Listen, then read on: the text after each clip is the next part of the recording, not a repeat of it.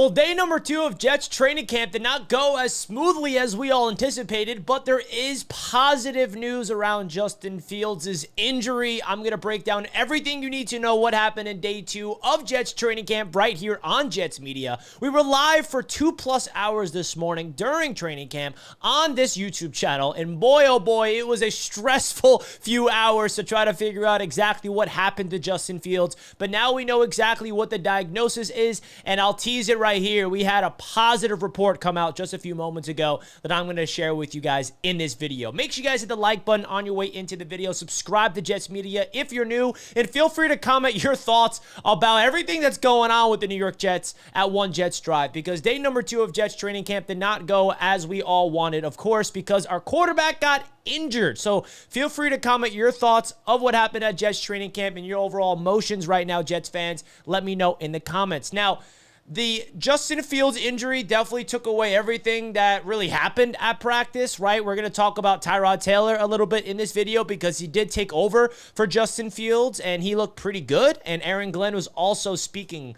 a lot of good things about Tyrod Taylor. And this video, I kind of want to highlight what we can expect from Jets training camp now, with Justin Fields going to be sidelined for a few weeks. We don't know the exact timetable yet, but it's going to impact this Jets offense as we progress into training camp and in the preseason. So let's get straight into the report from Rich Cimini, because there's a lot of reports coming from NFL Network, ESPN, all these different guys. Who do we trust?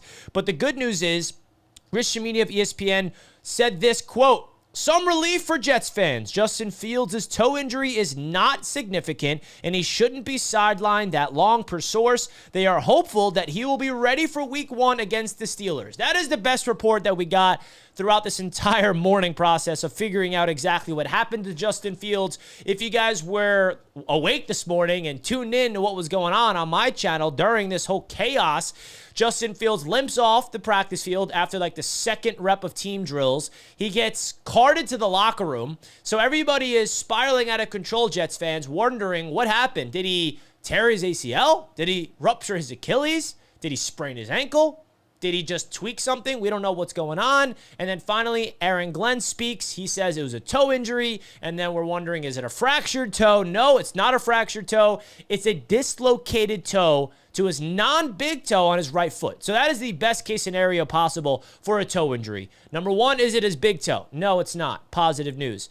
And is it a fracture? No, it's not. It's a dislocated toe. So that is a really good sign, because every Jets fan was spiraling out of control, thinking of the worst possible scenarios, because we're scarred. I mean, we're coming off 2 years ago when our quarterback, Aaron Rodgers, literally tore his Achilles 3 snaps into the regular season. And on the second day of Jets training camp, of course, this has to happen to the Jets fan base. But the good news is, again, he is not expected to be sidelined that long, and he should be good to go for week number 1. Now, the big question is, and the unfortunate part about this, of course, is Justin Fields needs to practice if he wants to have a breakout season like we're all hoping he can have. And these practice reps are very important to understand the offense, get on the same page with Garrett Wilson, Mason Taylor, the entire receiving core, the tight end core, the running backs, the offensive line, like figuring out the offensive Tanner Engstrand. He's going to miss valuable reps in training camp. That's something that we have to talk about here. And this offense that Tanner Engstrand is building is all about Justin Fields. It's to take advantage of his strengths.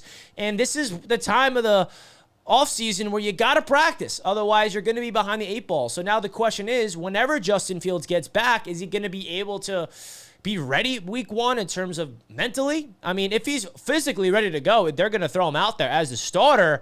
But I don't know if now I have confidence that Fields is going to be playing very good football starting off the regular season, just to be honest with you guys, because this injury can set him back in this system, in this scheme. But the good news is the Jets got a pro as a backup quarterback. Tyrod Taylor is no scrub. He's not this like third string guy. They're like, all right, now we got to deal with this dude. No, Tyrod Taylor, I would argue, is one of the best backups in the entire NFL. I mean, you got Kirk Cousins, you got other quarterbacks around the league that are good backups, but Tyrod Taylor is a pro's pro. He's the one that broke the Buffalo Bills playoff drought, by the way, when he was a starter the year before they brought in Josh Allen. I forgot exactly which year it was, but Tyrod is a veteran in this league that knows how to play ball, and I have a lot of confidence in him to be able to allow this offense to progress, because let's be honest, the quarterback is not the only piece to this offense that needs to develop and needs to figure out the offense, right? Garrett Wilson needs to get the ball in this brand new offense. Arian Smith, the rookie. We got to figure out who Malachi Corley is. Xavier Gibson, Reynolds,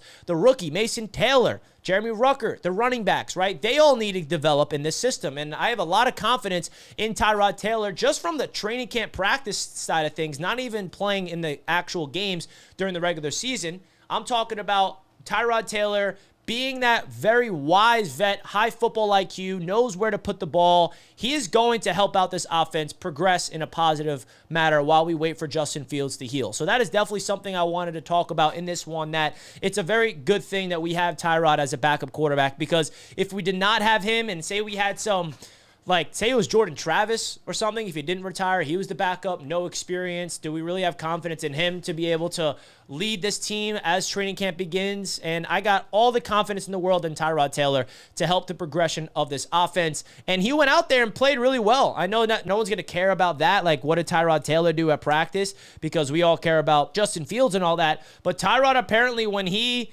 went in for Justin Fields, he was throwing dimes to Garrett Wilson, and that's something that is awesome, and we want that to happen. And I don't know how long Fields is going to be out, 2, 3, 4 weeks, 5 weeks, I have no idea, but I got confidence in Tyrod to keep this ship alive as we progress. Now, to go into another direction, Aaron Glenn, I think he handled this situation as best as you possibly can.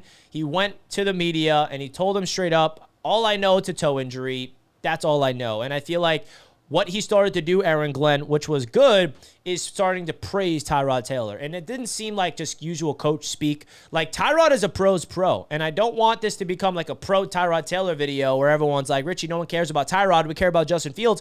But I mean that. The fact that we have Tyrod is a positive. But now, let's talk about the other quarterbacks. Brady Cook, Adrian Martinez, they're going to get some more roles now. Who's going to be quarterback number 2 now that Tyrod is quarterback 1 in training camp with Fields sideline? Brady Cook, undrafted free agent quarterback, is someone I'm intrigued by. Don't really have a lot of hope, energy where I'm like, yeah, he could be the guy for the future, but he's going to get a lot more playing time with the second team and Adrian Martinez as well. So that's something else to keep in mind. But the Justin Fields injury definitely took away from today's practice. I will be there tomorrow and Saturday. And it's unfortunate I'm not going to be able to see Justin Fields out there on the practice field. I was very excited to see what he looks like as a Jet. But you guys sound off in the comments about this. Definitely a sigh of relief. Oh, take that sigh. Exhale, Jets fans, because it could have been way worse. If Justin Fields tore his ACL, tore his Achilles, or broke his ankle or something like that, we would be in a completely different situation right now. But luckily, it's just a dislocated non-big toe, and he's good to go for week number 1. So that's positive news, which could have been way worse news. So sound off in the comments, Jets fans. Let me know your thoughts. Hit that like button. Let's go, Jets, and let's keep the positive vibes up, okay? Let's keep that energy up. I love you guys, and as always, let's go, Jets. Jets, Jets, Jets. Peace.